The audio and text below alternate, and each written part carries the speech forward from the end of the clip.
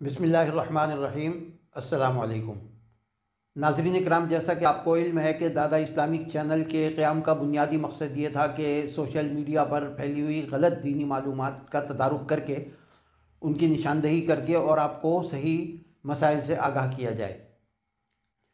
لیکن اس کے ساتھ ساتھ بعض اوقات بہت اہم اور ضروری مسائل سے بھی آپ کو آگاہ کیا جاتا رہے گا۔ چنانچہ اس میں سے ایک مسئلہ ہے کہ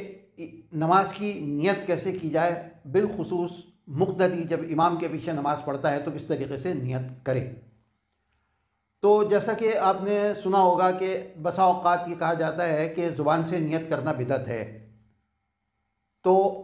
یہ ہرگز بھی بدعت نہیں ہے، بلکہ یہ ایک احتیاطی طریقہ ہے جو ضروری نہیں ہے کہ آپ زبان سے نیت کریں۔ نیت ہوتی ہے دل میں۔ جب آپ گھر سے وضو کر کے چلے ظہر کی نماز پڑھنے کے لیے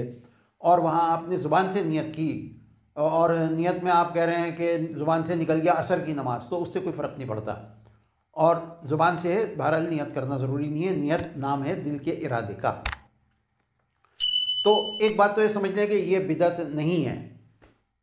احتیاط ہے۔ اور دوسری بات یہ ہے کہ جب آپ امام کے پیچھے بطور مقتدی کے نماز کی نیت کرتے ہیں تو ہمارے ہاں جو نیت بتائی جاتی ہے ہر ایک کو یاد بھی ہوتی ہے، نیت کرتا ہوں میں 4 رکعت نماز پر ظہر واسطے اللہ تعالیٰ کے، منہ میں کعبہ شریف کی طرف، پیچھے اس امام کے۔ تو یہ ضروری تو ہے نہیں،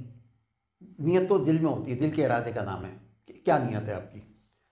اب فرض کیجئے کہ آپ ایک مسجد میں گئے، آپ کو یہ بات معلوم ہے کہ یہاں پر مفتی تقی عثمانی صاحب نماز پڑھانے کے لیے آتے ہیں، آپ بڑی عقیدت کے ساتھ گئے کہ آج مفتی تقی عثمانی صاحب کے پیچھے نماز پڑھوں گا، اور وہاں نماز پڑھا رہا ہے کوئی اور، نیت آپ کی ہے کہ میں مفتی تقی عثمانی کے پیچھے نماز پڑھ رہا ہوں، میرے امام مفتی تقی عثمانی ہیں، جبکہ وہ ہیں کوئی اور صاحب۔ تو یہ بات یاد رکھیں کہ اگر اس قسم کی نیت ہوئی اور امام کوئی اور ہوا تو آپ کی نماز باطل ہے۔ انما الاعمال بالنیات، اعمال کا دار و مدار نیت کے اوپر ہے۔ تو لہٰذا کبھی کبھی ایسا ہوتا ہے کہ غلط فہمی ہو جاتی ہے، کبھی کسی آواز پہ دھوکہ ہو گیا، آپ سمجھے کہ میں فلاں کے پیچھے نماز پڑھ رہا ہوں، میرا امام فلاں شخص ہے کوئی اور، تو لہٰذا اس قسم کی نیت نہ کی جائے، اور یہ احتیاط برتیں کہ بس جو بھی امام ہے اس کے پیچھے نماز پڑھ رہے ہیں، آپ کسی فرد کے ساتھ اسے اپنی نیت کو خاص نہ کریں۔